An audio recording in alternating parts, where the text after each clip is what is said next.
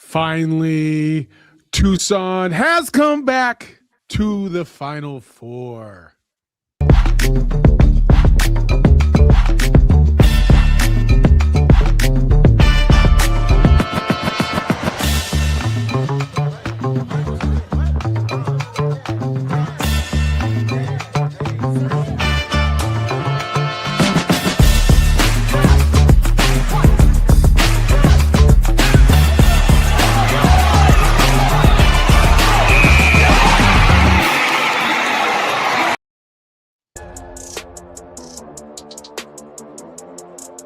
Welcome in to another episode of McKale Madness on a Tuesday evening.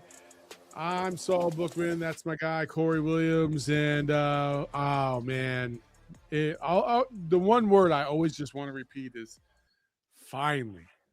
Finally. And I felt like the cold open, I felt like I didn't really do the Rock justice. Maybe I should redo it again. Finally, Tucson has come back to the Final Four. There we go. Love it. Hell yeah. I love it all day. Can you give me a second though? Can I get one thing out real quick? Yeah, let's do it. 70-72, Duke with the lead. They inbound the ball. All they got to do is hold on. Don't try to dribble. Don't try to pass. But the freshman, it's tipped. It's in the air. Yikes. And it's over. My man's got the little. I had to. So yeah, I got for the those world's of you smallest listening on violin. audio. For those of you listening on audio, you are not seeing the smallest violin you will ever see in your life, courtesy of Corey. That's hilarious. So, listen, I think the first thing we need to do before we get into what happened this last weekend is we need to hit the vision board. Yes, sir. Because, folks, if you see this vision board, it is beautiful. We talked about the freshmen and how they needed to play. They've all stepped up. They've all been legit. They've all contributed in different ways. We needed Mo Krivas to find his niche on this team and become a potential NBA draft pick, and he has done so. We talked about Braden Burries, right? You know, that bread and butter offense, and really Braden Burries being one of the catalysts and one of the go-to scorers by the end of the year. That has happened. And we talked about shooters in the month of February. Shooters, again, yeah, the metric's going to say that Arizona doesn't shoot a lot of threes, but they do shoot a top 50 percentile in terms of like when they do shoot, they do make. Like they shoot about 36% from the three. And then that month of February, obviously 9 ranked opponents, they went 7-2 down that stretch. Then they handled business in the conference tournament. So everything that we said needed to happen for them to come back and get to this point has indeed happened. That is amazing. It's amazing. Yeah. It's really the path that we laid out. We wanted to see certain things. And what I find the most interesting about this team is there probably have been 2 games. Each player in the 8-man rotation is responsible for 2 wins where they were the difference maker. You can look at every player and pinpoint some of them, like JB, there's 5 or 6, but Krivas was the difference in the decisive difference in a couple of wins. Tobe was, Del Orso was, Krashenkov was, Burries was. So now you got this team where they all have been the man. They've all been the difference maker. And that's what got us through that tough February. Absolutely. Absolutely. The only one that I would make an argument has not yet had his impact moment, and that's because some of his minutes have been shaved, is Dwayne Aristode. That's the one guy that has yet to have like that game, right? It could happen. You never know what's going to happen in these games. You never know how things are going to break out. It could happen this weekend. We'll see. But before we get to this weekend, we got to go through what just happened on Thursday and Saturday in San Jose. Thursday, they take care of their Arkansas Razorbacks with their no defense, having ass. And then looked like a little bit of trouble in the first half against Purdue, but then this team, it's funny. Everybody was kind of panicking after that first half. There were some people out there that said, you know what? It's going to be all right. I took it as listen, you either believe in this team or you don't. And this team has given you no reason to doubt them in the second half. Matter of fact, their record even says so. They were 5-0 when faced with a deficit at halftime all year. They always bounce back. And so when you saw that second half really start to play out, to me, offensively and defensively, that was Arizona's best performance from top to bottom for in that half. That was their best performance as a cumulative group because everybody chipped in one way, shape, or form, and it was just amazing to see. I have a slightly different view of that game. It's a very unpopular opinion. Me and my nephew, shout out Talik, we argued about this to the point where I almost kicked him out of the family. As a senior member of the family, I have the ability to do that. I want to add, I can throw you out anytime. I can override the grandparents and get you kicked out. Smith was cooking in the first. He was cooking us. And it wasn't the buckets he was getting. It was the assists and the plays and the way everybody was eating. And we were down 7 and we had no answer.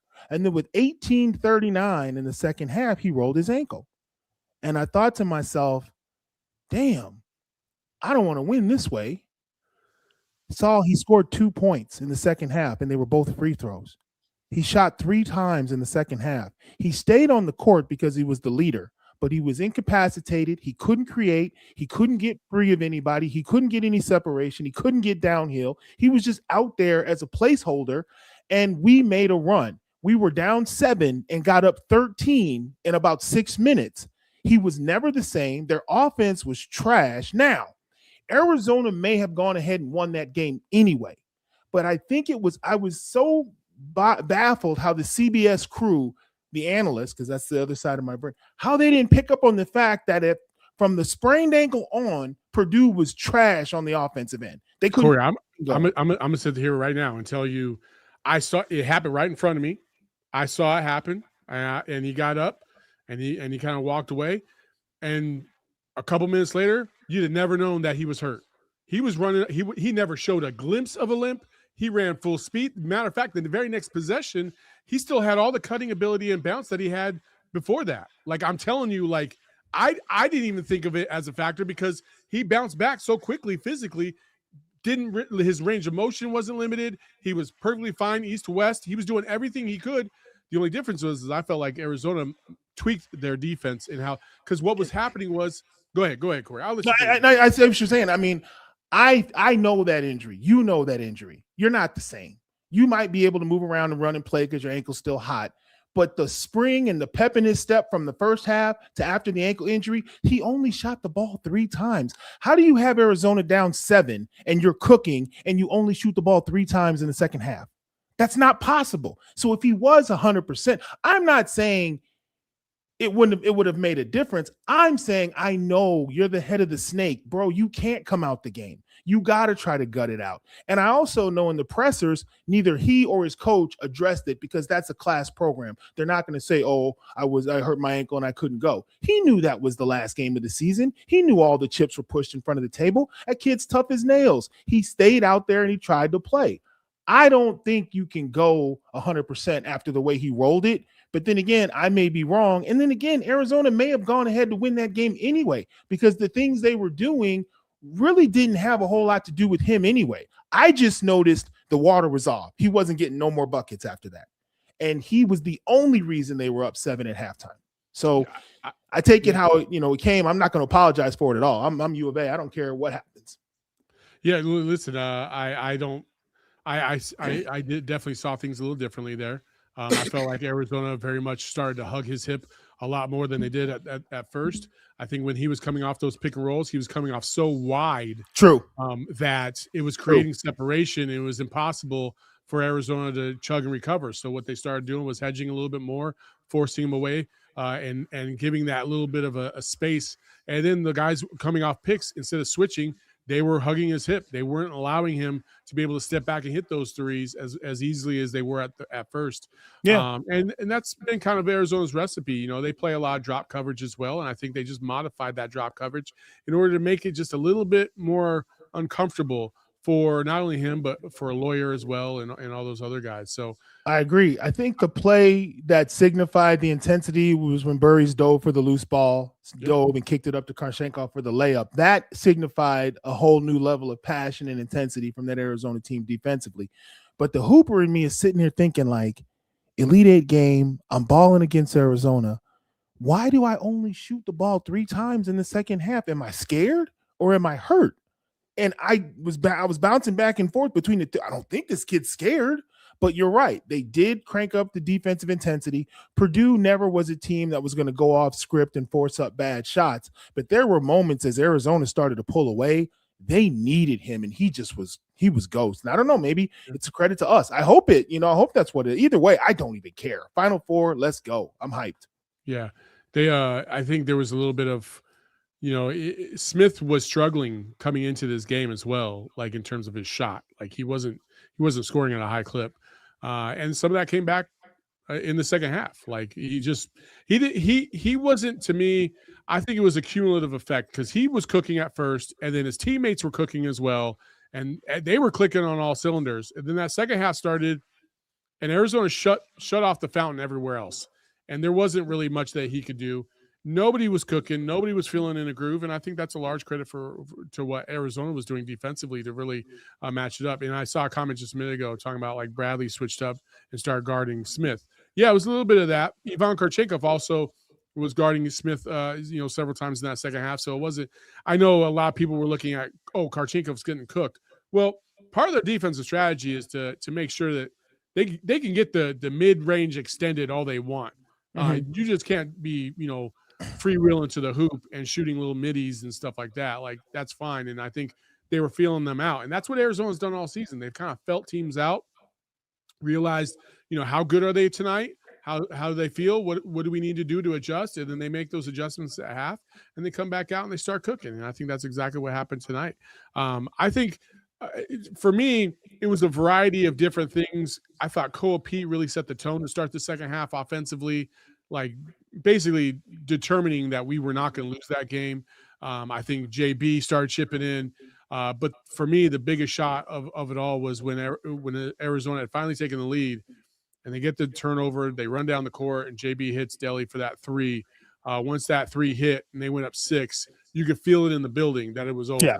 Like they were cooked. There was no way Arizona was losing this game because they were feeling themselves very much, and that was pretty much the dagger that started the end for Purdue. No, I mean, and Arizona erased that 7-point deficit like in 4.5 minutes into the second half. They were tied back up, so they came out of the tunnel and got right to work. I just have to remind everybody, you and I, and we all sit there and we all talk about the importance of Jaden Bradley. And it was in the Big 12 tournament where he hurt his wrist and he went to the tunnel. And I think you and I were texting and you was like, oh, because it changes everything when your point guard is off. So either way, it's a great win for Arizona. The crowd, I love the fact that the fans showed up in San Jose, made it feel like a home game, and it kind of catapulted them onto the Final Four. Hopefully we got some good representation at Indy. I love hearing that U of A chant come through the speakers on my television. It's just subconsciously a great feel to know. Then, the kids hear it too. So it's just great. Well, just so everybody knows, it's been 25 years since we've been back to the Final Four. And I correct me if I'm wrong, but I do believe in the big football stadiums, they basically half the capacity back then. Today they don't do that, but back then they used to half the capacity, so you'd have that tarp halfway through. So it's been a while. So there's U of A chance. Hopefully there's enough people there to make them, because they're in Lucas Oil Field Stadium, and it is quite the spread, if you will. Being in the University of Phoenix stadium, or I'm sorry, State Farm Stadium, and watching the Final Four a couple years ago when UConn won it against Purdue, it's a different vibe. It's not the same. It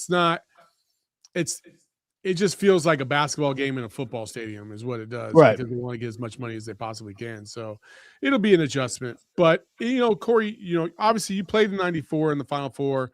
It meant a lot to you in the program. But I'm kind of curious as to, what did other players that maybe you were texting back and forth with or have spoken to the last couple of days, like, how are they feeling right now? What was their reaction and how proud are they? where you went to school, it's like a tattoo that you're going to carry the rest of your life. It's a badge, and you want that brand to stay strong because you're proud of the time when you served under that banner. You're proud of that logo, that block A. You have such fond memories of your experience there. And even if that experience is 10, 15, 20, 30 years removed, when you see that block A on TV, whether it's football, baseball, basketball, you're like, that's my school. Those are my people. So you have an inherent pride.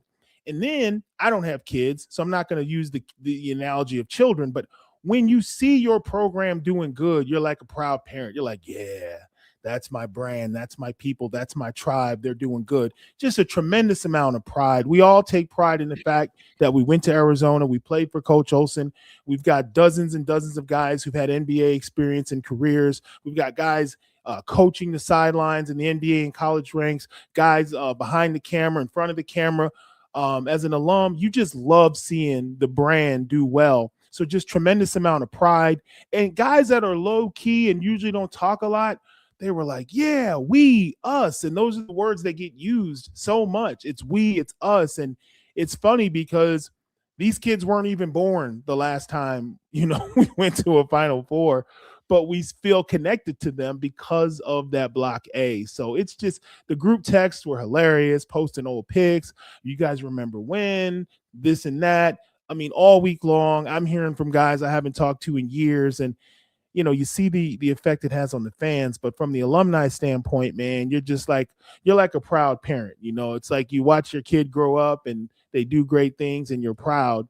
And, that's just what it is. You feel really, really excited for their success. You almost feel like these guys are your teammates in a way because they're brothers of yours now. The family just keeps getting bigger and bigger. Yeah, for sure. I think one of the other things that I would like to see as we move forward is, and we are going to get into Michigan here in a second. Obviously, we got a deep dive going on for Michigan, but there is a lot of behind the scenes stuff that people don't get a chance to see. And so with that being said, here is another edition of the vlog. Again, another vlog, another opportunity to see this team win a game. And this time, it's an opportunity to go to the Final Four. So let's enjoy this day and this ride. Let's do it.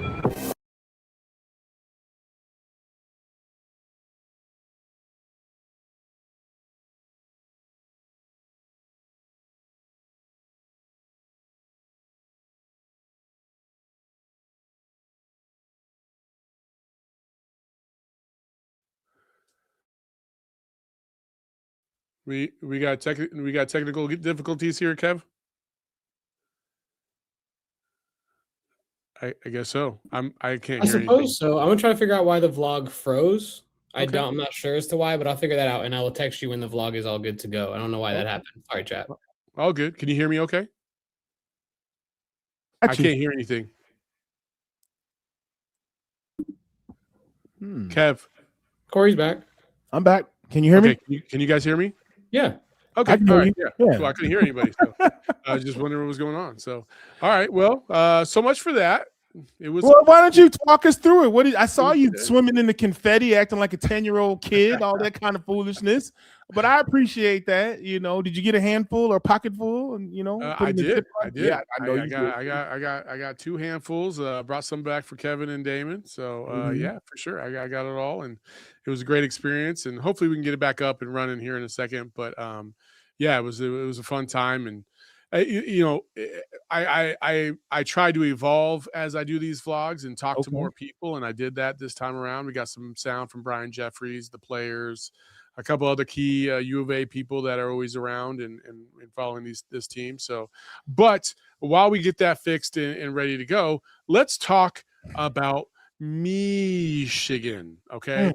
First and foremost, I just want to say, if there are people, because I did see somebody that was in the chat, I think it was name's G Ahmed or G Gamed one. He's a Michigan fan, and he says should be a good one. And I agree wholeheartedly. Thank you for jumping on the program tonight. But when I look at Michigan and I look at Arizona, I get a little PO'd because Duke should have never been the #1 overall seed. They had no business being the number 1 overall seed, playing the soft-ass ACC. It should have always been Michigan and Arizona on the opposite sides of the bracket for the opportunity to play in the national championship against each other. But here we are. We're going to sit here and we're going to play in the national semifinal. I think Michigan is the very definition of the Spider-Man meme. Both people looking the same, pointing at each other because they're almost identical types of styles and programs, with a few exceptions, which we'll get into. But when you first took a look at Michigan, Corey, what are some? Go ahead. Before we get to Michigan, Duke lost, right? Yes. They were up 19. Yeah, I think so. This guy, and all his sound effects. I gotta get him. I hate him. I'm not working for ESPN anymore. I hate them.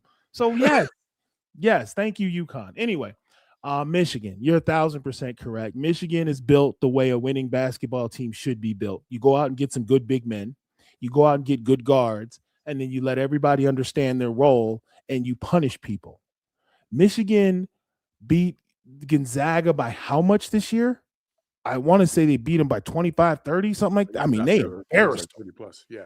And that was the Scooby-Doo moment in college basketball where everybody was like, oh, what is going on over there in Michigan? And they started paying attention. The other thing, and I think people forget about this as the season goes on, what you start to see as everything thins out and you get to the Sweet 16, you get to the Elite Eight, the teams that are left have one overall theme. They don't beat themselves. They don't have 25 turnovers. They don't shoot step back threes and go 0 for 7 for a 4-minute stretch.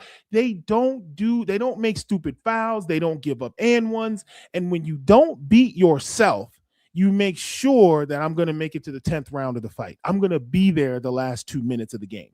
That is the struggle for 85% of the teams in college basketball. Coaches, we can't beat ourselves, guys, because if you play in Arizona or you play in Michigan or you play a UConn or you play a Duke and you play 4 minutes of poor basketball, it's over. They're never going to give you those 4 minutes back because they don't play 4 minutes of bad basketball. You can if you want to. We'll make a 12-0 run and we'll beat you by 15. So Michigan is so scary because they're controlled. Now, they do have a turnover issue from time to time. It hasn't reared its head in the tournament because I think the pressure and the stakes, they've been more deliberate with the ball. But I think Michigan, we can turn them over. And I think their subs are kind of giving guys a rest. Our subs are pouring gas on the fire. And that, I think, can be the difference for Arizona. It could be. We got the vlog back up and running, so we're going to go jump to that. Corey, check your phone while we do this, and off to the vlog we go one more time. Let's see if it works. Again, another vlog, another opportunity to see this team win a game, and this time it's an opportunity to go to the Final Four. So let's enjoy this day and this ride. Let's do it.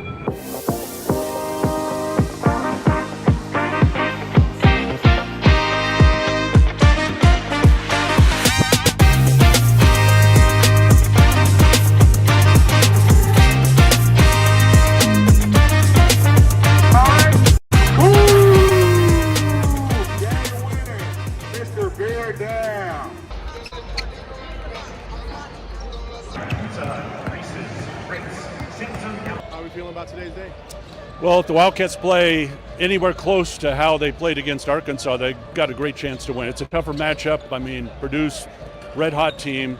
You know, they won the Big Ten tournament title, and I think that says a lot. They've got some big wins this season, and they got size inside. So this is a whole different alignment, I think, than what Arizona saw against Arkansas. But again, if the Wildcats can just do their thing, play their thing, and I think Tommy said earlier today, just go out and have fun, they got a great chance. Bit nervous, not gonna lie. We've done this before, but I feel this team is a little bit better than the ones we've had before. I'm pretty excited about this and feel like finally the long-awaited return to the Final Four is on the short horizon here. We are so excited. We're gonna beat those Boilermakers and we're going on to Final Four.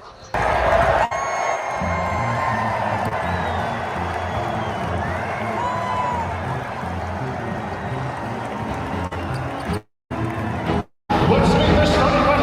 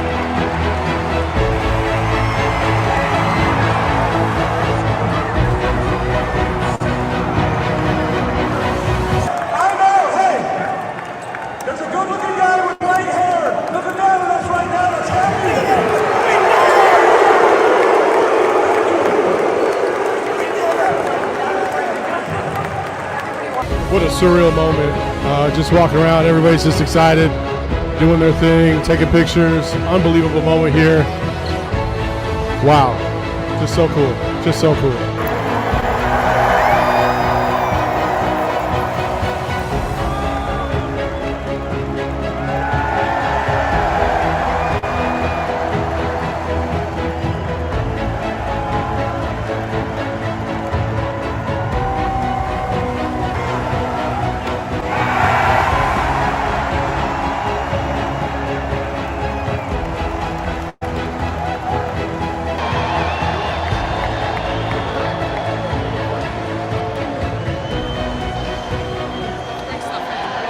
I'm here with Seth Davis. Seth, what did you think about this game, and how do you like Arizona's chances moving forward?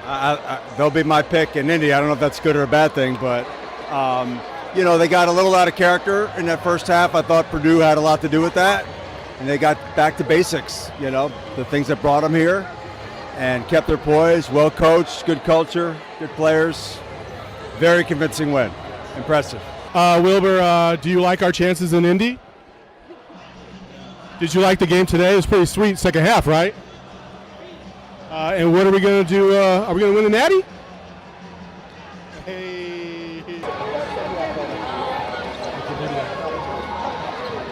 I don't know, before the game you were just thinking to win the game, but now when you realize what we've done, I mean, it's not our goal, but it's so close to our goal. So super proud of the team, of everyone that supported us. So just crazy happy. The fans here were unbelievable.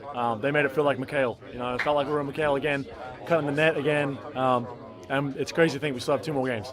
In life you got certain timelines, you got certain things you might forget, but certain things that like stamp in your life, and you can always go back to. I think this one of these moments, and like you will never forget. It don't matter how old you're gonna be. You're gonna be old as hell. You still gonna forget this moment. So I think that's how I look at it. But it's great. I'm just glad that we're able to bring a Final Four back to the city of Tucson. We have a whole group of people that support us to the end, and they show love no matter what. So I'm just happy that we were able to do it for them.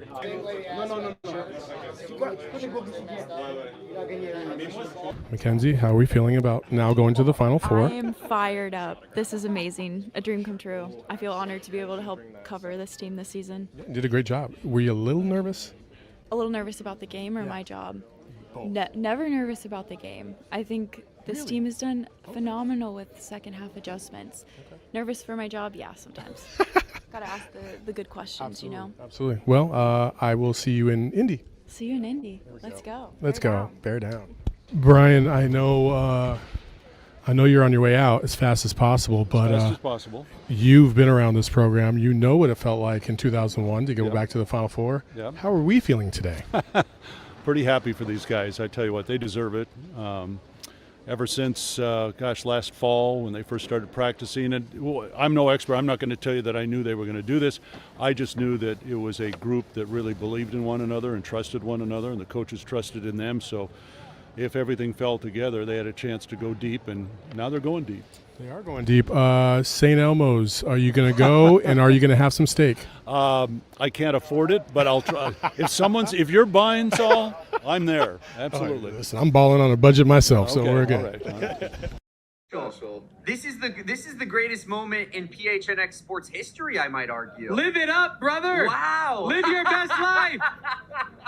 Do what you must do. The Arizona Wildcats are going to the Final Four, and Saul Bookman is doing snow angels in the confetti. There we it's go. half court. Too old to be a kid, man. I had to do it. Well, we're all done. All done here in San Jose. It was a fun time because for the first time, we're going to the Final Four, baby. Let's go. Let's go. One more thing. It's 3:30 in the morning. I'm about to head out to the airport. And a young lady by the name of Alina got her dad, who loves to 3D print stuff, to make me this cool thing. Pretty dope, right? Alina's dad and Alina are both ASU fans. We're going to the Final Four. Thank you for this. And that is it. Another vlog in the books. I had you listen. My son started dating, and he started dating this girl, and she, unfortunately, she goes to ASU. She's a sweet young lady, but they made this, and they had the nerve. Okay, they had the nerve to tell me that as they were making this chain to surprise me, that it gunked up their 3D printer. So I said, "Oh, you just wanted to slide that in there? Okay, I got you on the back end then." So I knew in this vlog I was going to thank them, but also, give them a little thing. So, yeah, it was a cool experience, fantastic opportunity. And I said the first time, obviously it's not the first time we're going to the Final Four, but it is the first time I have ever been a part of something in person to see something like this, and so that was pretty cool. It was pretty awesome to experience it. And those guys, like Brian Jeffrey said, those kids did a phenomenal job this year. And the march continues as we get back to our Michigan talk. Corey, you were talking about how the turnover stuff, that is one of the separators. Michigan does get a little sloppy with the ball. And if Arizona plays like they did in the second half against Purdue, in which they didn't even turn the ball over, not once in that second half, they could be cooking with grease.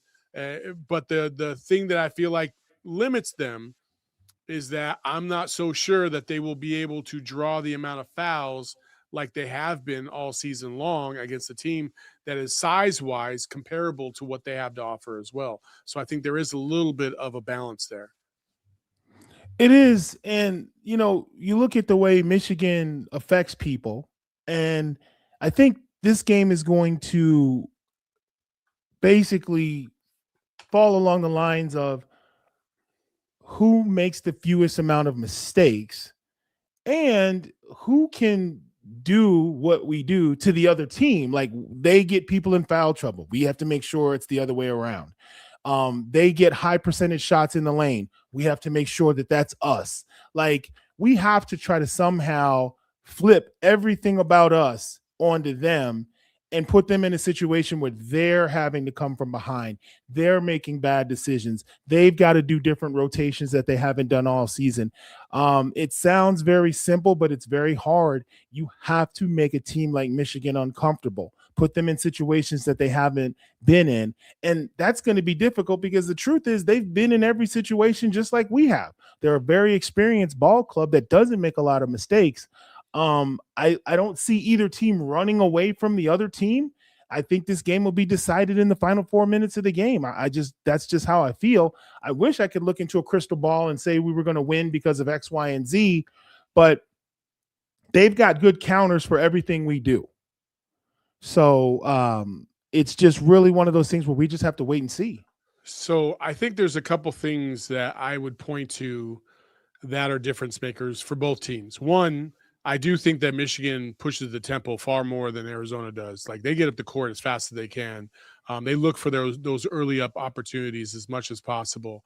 They do shoot the three a little bit more than Arizona as well. But conversely, I think that their drop coverage with Mara is a little bit more limited than Arizona's drop coverage with Krivas. So I think that's one difference. When Montez gets in there, they do a lot of switching, and he has the positional versatility to be able to get out there and guard on the perimeter, so you can't get as much as you want. So for those of you who don't really understand what drop coverage is, well, let's talk about it. Here's a clip against Illinois. Michigan's playing Illinois earlier in the year. And as you see, this is Kylan Boswell with the ball as his guy setting a pick. And you see Mara, the big, he's at about the free throw line extended. And as the play goes on, he's going to drop because Michigan wants you to shoot either threes or long twos. They don't want you getting into the paint. They protect the interior as much as possible, and this is the result you get. Now, the problem with that, though, is if you're talking about mid-range jumpers, if you're talking about elite scoring, Braden Burry's number one has been coming out. He's shot 13 and 19 from three during the course of this tournament so far. So he's cooking from the perimeter. Deli's been shooting pretty good from the perimeter. And then you got Jaden Bradley, who also can shoot from the perimeter. Also, the mid-range is highly effective for this team as well, especially with Jaden Bradley. He loves those middies, especially off the elbow. So if you go take a look at this, This is from the Utah game. Obviously it feels like a year ago, but this is way back in January, the beginning of January. Utah applying the same kind of drop coverage as Michigan. You see they're big as Krivas comes over to set the screen, and then the next time, obviously their big drops down, and Jaden's getting a little midi right there, free throw line extended, and he made this shot. So I think there's two players that you're going to look at right now, and you're going to like, wow, these two have an opportunity to cook if Michigan is going to play a similar style like this. And I think that's Jaden Bradley, and I think that's Anthony Delorso, because both of them have proven that they can shoot the midi. I think this is a Delhi game. I know a lot of people might not know who he is, and they might have the same result, the same feelings as Iowa State when Delhi went off on them, and it was like, who the hell is this guy coming off the bench? But I'm telling you, from a mid-range perspective, Anthony Delorso has got an opportunity in front of him. He really does. And even though he's a bench player, he may come in the game 15, 14, 13-minute mark. You never know when he's going to come in depending on how the starters take off. But, your analysis is spot on. When you have a guy who's 7'3", there's no lateral movement at 7'3". So the question is, what does Arizona do to him? We're going to put him in ball screens. We're going to try to make him close out on the Big 12 Player of the Year in Jaden Bradley. Now, Jaden's not going to drive into his chest and try to score because that's just ineffective. But what he will do, use the screen, back him out. Now our 5-man is being guarded by a point guard, and you've got to make decisions. If you help off the shooters, we got to knock down shots. Mara only plays 23 minutes a game. And the reason he plays 23 minutes a game is because he's freaking 7'3", and he can't run forever. And in games where there are shooters, he is a defensive liability. Now, you get an offensive rebound and you think about putting it back up when he's around, that's not going to happen. He's going to block that. If you try to score one-on-one in the post, unless you're Krivas or maybe Koa Pete who can get by him and get to the rim, it's hard. He blocks a lot of shots because guys aren't used to him, a guy that big, being on the floor. He does the same thing Krivas does for us. So the question is, what can we do to him to get Michigan off their square and make them start rotating and subbing differently? Can we expose him on ball screens? Can we knock down perimeter shots where Michigan's like, oh, snaps, we got to go small to stay with the shooters. Mara, you come sit down, and now Toby's getting 4 or 5 offensive rebounds because he's not out there.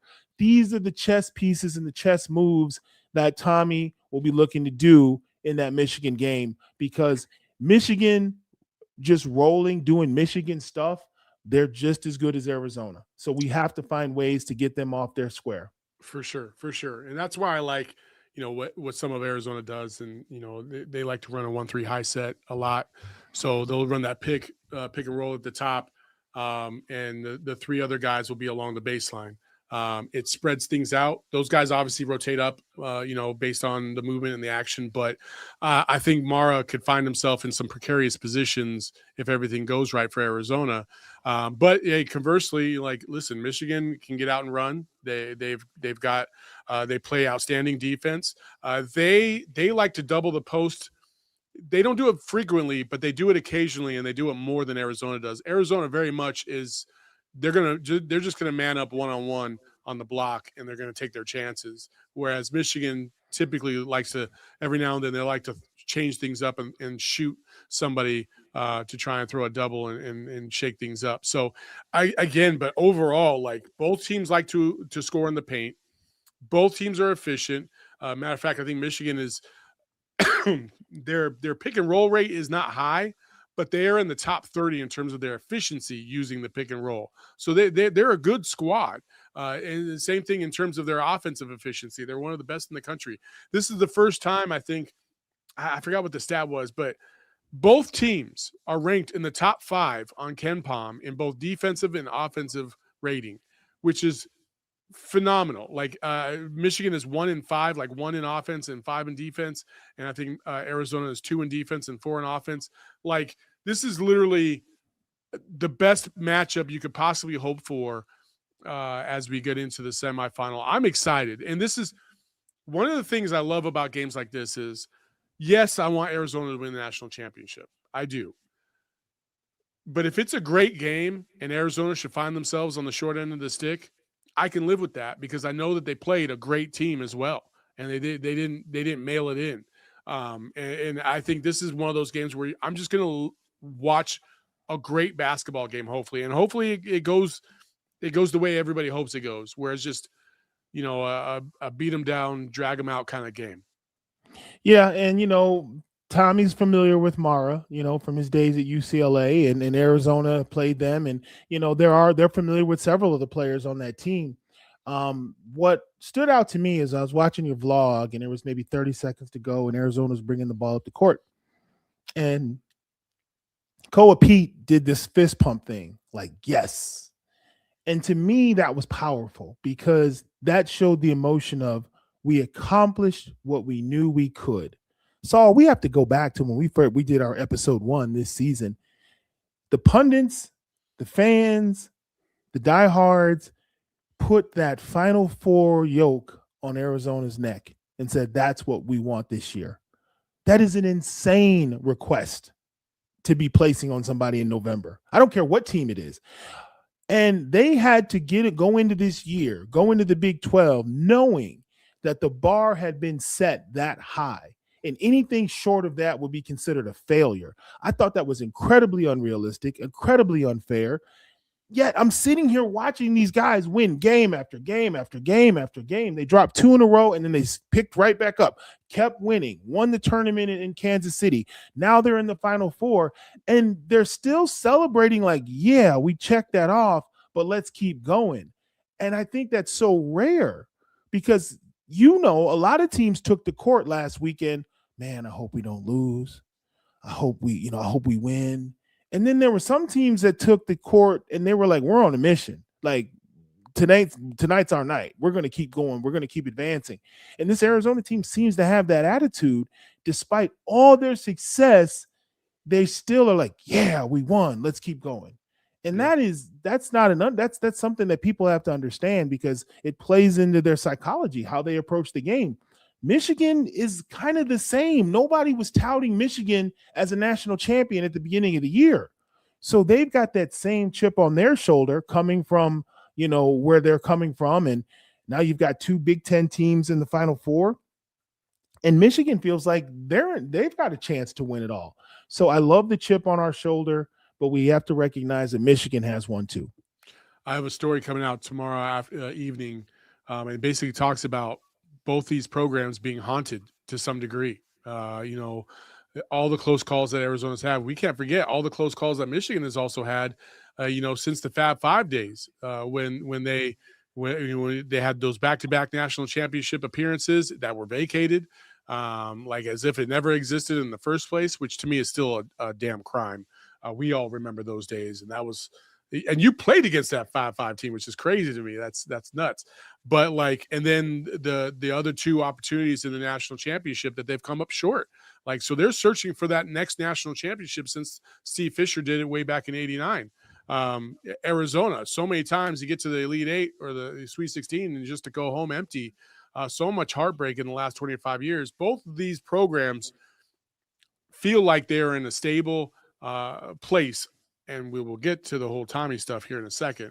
But I'm just excited that both these squads can mirror each other, can play with each other, and hopefully they'll provide a basketball game that we can all talk about for decades in terms of where were you at when these 2 giants really met up, because these 2, in my opinion, have been the very best basketball teams in the country. And we talked about way back when there was an argument about Michigan #1 or Arizona #1 when Arizona was on that 9-week streak. To me, it was like, yeah, okay, cool. If Michigan's #1, that's fine. All the metrics were saying Arizona or Michigan. Duke was never really part of that equation until Michigan kind of stubbed their toe, and then Arizona stubbed their toe. I think that this is going to be an epic basketball game, and I'm so excited. I feel like these 2 have been on a collision course all year long. I feel like it was destiny that we were going to end up playing Michigan, and it's going to be so much fun in Indianapolis. So let's get to the point that, whether you want to talk about it or not, it is what it is. There's so many rumors out there that, there's a lot of people on the East Coast talking about, they're feeling pretty good that Tommy Lloyd's probably going to go to North Carolina. Everybody here seems to feel like that is not the case. I certainly don't feel like that's the case. And I know there's been a lot of people that have talked about a lot of different things that in regards to this. Michael Jordan calling Tommy allegedly and having a long conversation. The whole rift between Desiree Reed-Francois, the AD, and Tommy. I don't know where you stand on this, Corey, but the floor is yours. Well, there's a lot of things I could say.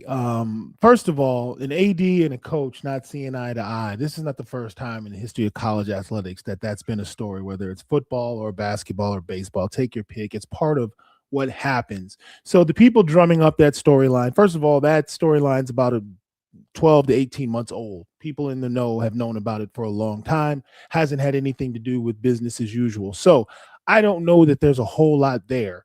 I think it makes for great headlines. We live in a clickbait culture, so people love drama. People love messy things. So the Desiree and Tommy have a beef story took on a life of its own, and it's caused a lot of concern for Arizona fans who weren't aware of that. And who knows how deep or how strong or how real that beef even is. It could be just a disagreement on something. They could have patched it up. I don't know. I wasn't in the room, and quite honestly, I don't care. What I think is interesting about this whole North Carolina thing is, yeah, job vacancies allow coaches to have leverage and renegotiate and get new contracts. And my mind state is that's what we're witnessing right now. Tommy hasn't said anything. He always says the right thing. He loves Arizona. He's always supportive. He and his agent aren't going to show their cards and make crazy statements. They're going to sit back, let this North Carolina thing play out, and use it to their advantage and get his client the best offer and contract he can get where he is. Do I think Tommy wants to leave? I don't think he wants to leave. He was 19 years at Gonzaga. He comes here. He fills Lute Olson's shoes. He's the most successful coach in 5 years, damn near in the history of college basketball. He's coach of the year in the Big 12. He's got a great team that has a chance at winning a national title. Any kid with a brain would consider going to Arizona. When they call and the phone rings, kids are picking up. Do you know how valuable that is for a coach to be able to get your nose in the door with any kid in the country? Everyone's going to listen to you if it's Arizona calling, if it's Duke calling, if it's UConn calling, if it's Michigan calling. When you get to that level, you don't make lateral moves. And then if I'm Tommy, I'm looking at what North Carolina just did to their own guy. Hubert Davis played at North Carolina, and they fired him because the freshman broke his hand. So I'm over here where I got things moving. The community loves me. I love them. Everything's cool. We can work on the money. Why would I exchange this for that? When I saw what you did to your own man, like, nah, I'm not really trying to go be the outsider at North Carolina. And the first time things don't go smoothly, y'all trying to stab me in the back and get me up out of there. And I'm sorry, the whole Michael Jordan thing, love Mike. He's the GOAT. Got a picture of me right here with Michael Jordan. Shout out, Mike. So what if Michael Jordan calls him? What is Michael Jordan going to do for Tommy Lloyd that he couldn't do for Hubert Davis? Like, they act like, oh, Michael called Tommy Lloyd and said what? What can he possibly do? He couldn't keep Hubert Davis from getting fired. So of what use is that going to be? I don't know that a Jordan endorsement or a Jordan phone call is going to make much of a difference. Here's the real issue. The portal opens in a little while. If you don't have a coach when the portal opens, you're already behind. Yeah. North Carolina has a huge problem. They don't have a head coach. They've got this wonderful shopping Christmas wish list that they're blasting all over the internet and all over social media, making people think they have a shot at some of these coaches, and some of these coaches they don't. But this is all just clickbait for their fan base. Hey, we're working hard. We want to get Tommy Lloyd. Well, people in hell want ice water. I don't care what you want. Wanting ain't getting. So you can talk about who you want to get. And here's the other thing, and I'm tired of people talking. North Carolina don't got money like that. People think, oh, North Carolina's got endless deep pockets. They're not an SEC team. They're an ACC. I know for a fact because I talked to North Carolina don't have the deep pockets that everybody's scared of. Tommy has a buyout. Then they got to go pay him what he's going to negotiate. So can they put it together? Yeah, but if they think there's going to be a big $60 million check from Michael Jordan to get Tommy Lloyd there, I don't know that that's going to happen. And my last point is this. If you let Tommy walk out the door and go to North Carolina, who in the hell are you going to go get? Ooh. Who are you going to go get? Sean now you got to spend Tommy Lloyd money on a stranger. who you don't know, who hasn't won all these games in 5 years, who hasn't taken you to a Final Four. It's better that you just open up the checkbook, give Tommy a blank check, give him whatever he wants, pay the devil you know, because you're going to have to pay somebody anyway. So why pay a stranger? Give Tommy Lloyd and his team whatever they want to keep him here. North Carolina has the problem. Why do you want to change places with them? They're the ones searching and scrambling for a coach before the portal opens, not us. Keep our guy. Don't change places with North Carolina. And here's the last thing. If Tommy walks out the door and we have to go get a new coach, you hit a home run with Sean Miller. He won a ton of games, Pac-12 titles, Elite Eights. Then you turn around and you get Tommy Lloyd, and you hit a home run with Tommy Lloyd. Most winningest program ever, Final Four in his first 5 years, recruits walking in the door, winning percentage off the charts, Big 12 champions, regular season and tournament. Do you honestly think Lightning is going to strike 3 times in a row? Do you know how hard it is to get a coach like Sean Miller and Tommy Lloyd? You're stupid if you think we're going to roll the dice and come up lucky sevens 3 times in a row on a coach at this level, at this type of skill. Nah, man. Open up the checkbook, give the man what he wants, let North Carolina twist in the wind and find their coach. Because I don't know why on earth we would switch places with them and be scrambling to find a coach if it's just about a few dollars. Find the money. I'll go in my couch cushions, and I know you and Kev, we'll all chip in. I'll bring a bucket of pennies down there, do whatever I got to do, but pay the man and stay away from the unknown. And that's been my TED Talk on Tommy Lloyd in North Carolina. I feel like it's a 60-70% chance they're going to get the money right and keep him where he wants to be. I don't think he's an insincere guy like some people who went to LSU. I don't think he's going to pull one of those.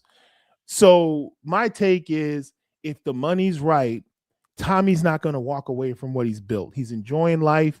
I remember the first time I ran up on him, it was October, and he was sitting by the pool, and he was getting some sun. And I walked out there and I said, Tommy, this ain't Spokane, huh? He said, it sure as hell ain't. And he had this huge smile on his face. Like he didn't know winners like Arizona winners. He's loving it out here. The fans love him. The community love him. He's been successful.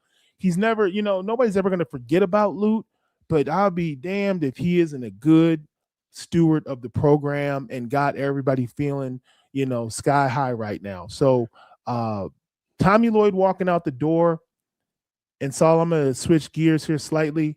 It's like the Dallas Cowboys not being able to extend Micah Parsons.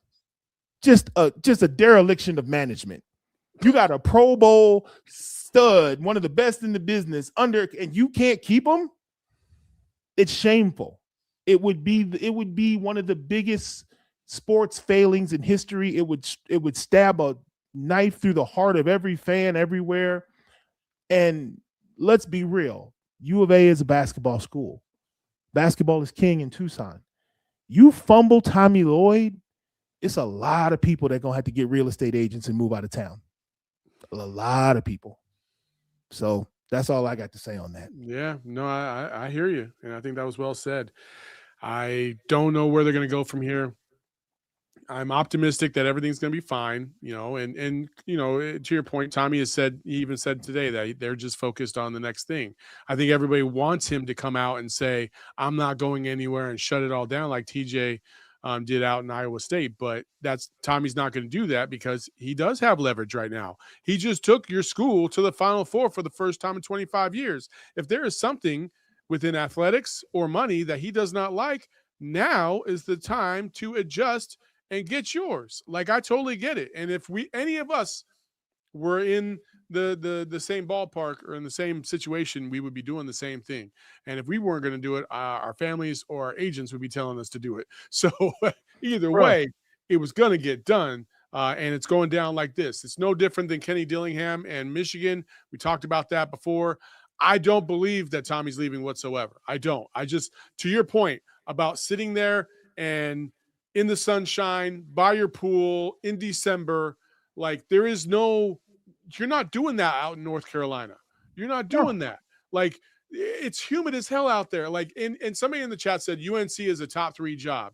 No, it For isn't. who? No, it Who isn't. said no? it It's isn't. It not. absolutely isn't. No, it's not. In the history of basketball, before NIL and all this other stuff started running amok, sure, you can make that argument, but everything has been so muted and washed out now that it's really not a top 3 job. You could say Duke is, because Duke is a perennial power. They're always in the top 4 or 5 every single year, and they go to the tournament and Final Fours and national championships all the time. They might not win it all the time, but they are always at the top of the list and always at the top of the mind for ESPN.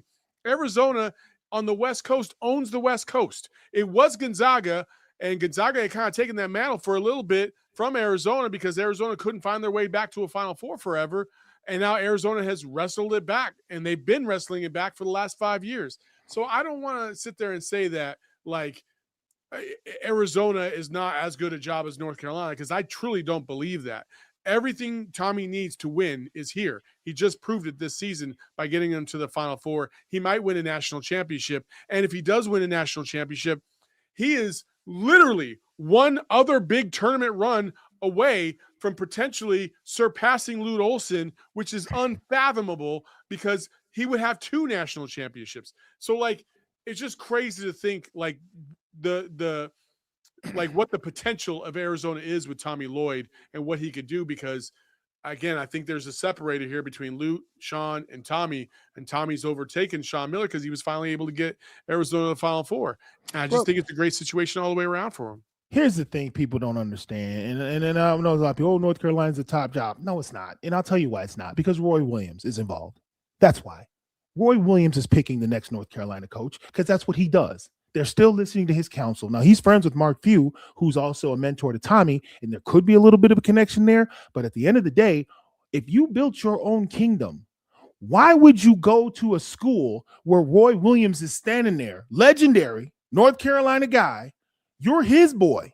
You're not your own man like you were at Arizona. He's always got sway. So if people think that the North Carolina, you got to think from the mind of a coach. The best thing Lute did when Sean took the job is he came to the games and he sat there and he shut up and he watched them. He didn't give no interviews. He didn't give no opinions. His time was done. He let Sean come to Arizona and do his thing. He never, ever clouded Sean or crowded his team or was hanging around the program. I'm Lute. I'm done. You got it. I'm proud of you. You're doing good. If you heard from Lloyd Olsen during the Sean Miller era, it was just compliments. But he didn't have his hands on the athletic department and making calls and being a mover and shaker the way Roy picks the coaches ever since he left, and Dean. So I would never go into a situation like that. I want to know, oh, who's my boss? Who do I answer to? Well, you got to answer to the rabid fan base. And oh, by the way, no matter what you do, you're always going to be judged by what Duke does. And they're 8 miles down the street.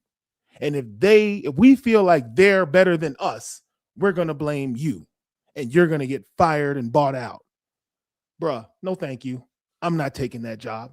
Now, there's nothing wrong with having a passionate fan base. We have a passionate fan base. But we also have a fan base that understands a guy like Tommy and what he's trying to accomplish. He over-delivered this year.